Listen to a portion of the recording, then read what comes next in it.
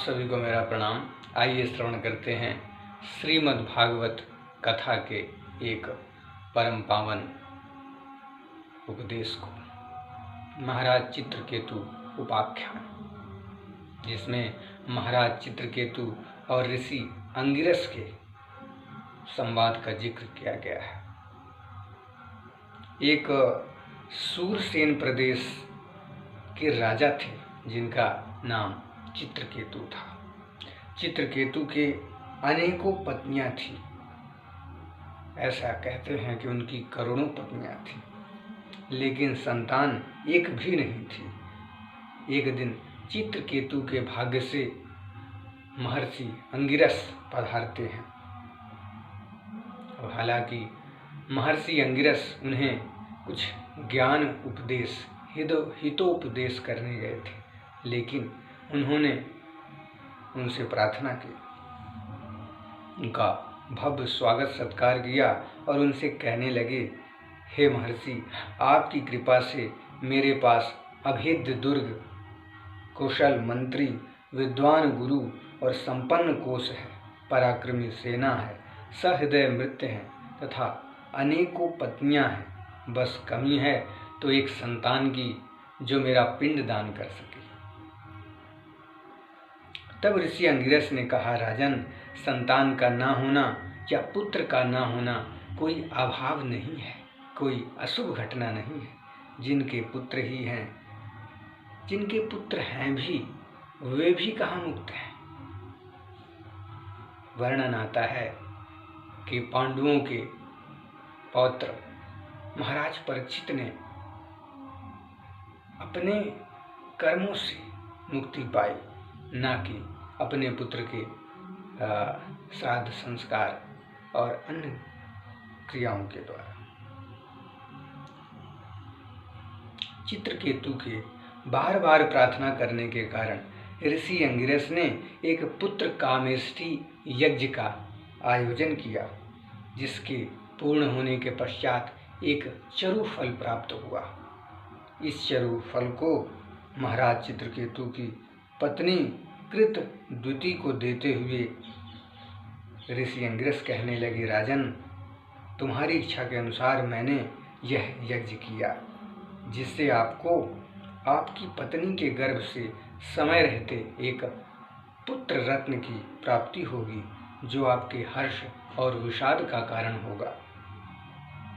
ऐसा कह ऋषि अंगिरस वहां से चले गए। कुछ समय के पश्चात महाराज चित्रकेतु को उनकी रानी कृत द्युति के गर्भ से एक सुंदर पुत्र की प्राप्ति हुई, लेकिन उनकी और भी रानियां थीं। आपसी खटपट, अनबन और जलन के कारण, आपसी ईर्षा द्वेष के कारण अन्य रानियों ने मिलकर उस छोटे से नन्हे बालक को विष दे दिया और उसकी असमय मृत्यु हो गई। उसके जन्म में महाराज को बहुत हर्ष हुआ था, लेकिन उस बालक की मृत्यु पर उन्हें अत्यंत विषाद हुआ।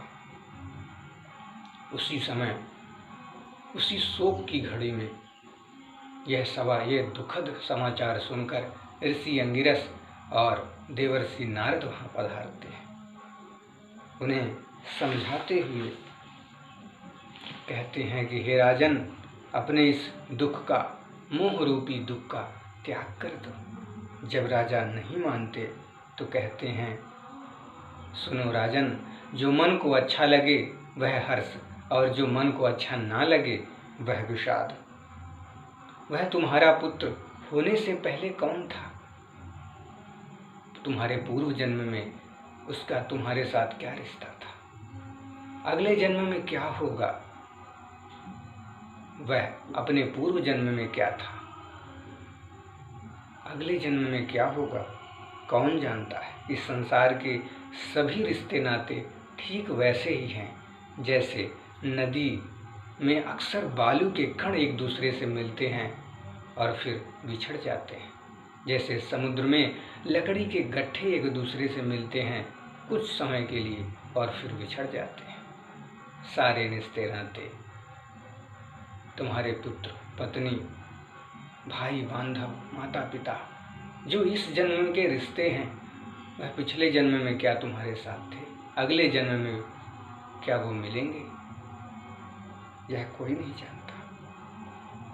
काफी समझाने के बाद जब वे नहीं मानते हैं और विलाप ही करते रहते हैं, तो देवर्षि नारद ने अपने तपोबल से, अपने योग बल से उस मृत बालक की आत्मा को वहां पर बुलाते हैं, उसका आह्वान करते हैं और कहते हैं, जब वह आती है आत्मा तो देवर्षि कहते हैं, हे आत्मन, देखो तुम्हारे माता पिता तुम्हारे चले जाने के कारण कितने दुखी हैं।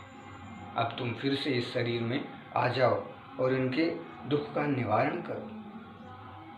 वह आत्मा कहने लगती हैं कि हे देवर्षि, मैं अपने कर्मों के अनुसार मैंने अनेकों जन्म लिए, जिनमें से देवता, मनुष्य, पेड़ पौधे, पशु पक्षी, अब उनमें से ये कौन से हैं? मेरे तो अगर कहा जाए, माना जाए तो मेरे हजारों माता पिता हैं, मेरा अनेकों जन्म हो चुका है। अब उनमें से ये कौन से हैं? हो सकता है कि उनमें से ये एक के हों, लेकिन मेरे अनेकों जन्म होने के कारण बहुत माता पिता हैं, और अगर आत्म रूप से देखा जाए तो मेरे कोई माता पिता नहीं है। जो शाश्वत चेतना है, ईश्वर का अंश है, उसके कौन माता पिता हो सकते हैं? वह तो एक शरीर बदलने का एक माध्यम है। माता पिता वह तो मुक्त जीव है। मेरे अनेकों जन्म में अनेकों माता पिता हुए, तो मैं कैसे मान लूं कि मेरे बस यही माता पिता हैं? जैसे सोना, चांदी, अन्य जो कीमती अमूल्य रत्न होते हैं, वो एक हाथ से दूसरे हाथ में जाते रहते हैं, हस्तांतरित होता रहता है उनका। वैसे ही आत्मा है, जो कि एक शरीर से दूसरे शरीर में कई जन्म लेती रहती है। हे देवर्षि, आप तो जानते हैं, अब यह शरीर धारण करना मेरे लिए असंभव है। अब मैं पुनर्जन्म लेकर ही किसी दूसरे शरीर को धारण कर सकता हूँ। और यह निवेदन कर, यह प्रार्थना कर, वह आत्मा वहाँ से चली जाती है। यह सब सुन और देख महाराज चित्रकेतु को आत्मबोध होता है, सत्य का ज्ञान होता है, और उनका पुत्र मोह का जो भ्रम होता है वह खंडित होता है, वह टूट जाता है, उसका निवारण होता है, उनका दुख मिट जाता है, वास्तविकता का उनको ज्ञान होता है, और वह मनुष्य जीवन के परम लक्ष्य ईश्वर प्राप्ति की ओर साधन भजन करने लगते हैं और अंतिम में ईश्वर को प्राप्त करते हैं।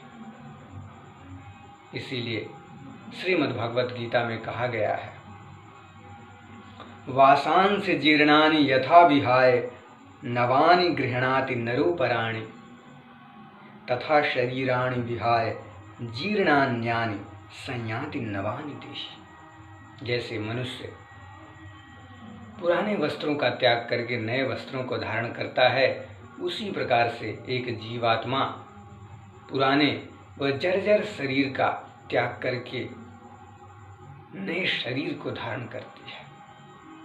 आप सभी ईश्वर प्राप्ति की ओर अग्रसर होइए और इस मनुष्य जीवन का लाभ उठाइए। आप सभी को शुभकामनाएं। जय श्री कृष्ण।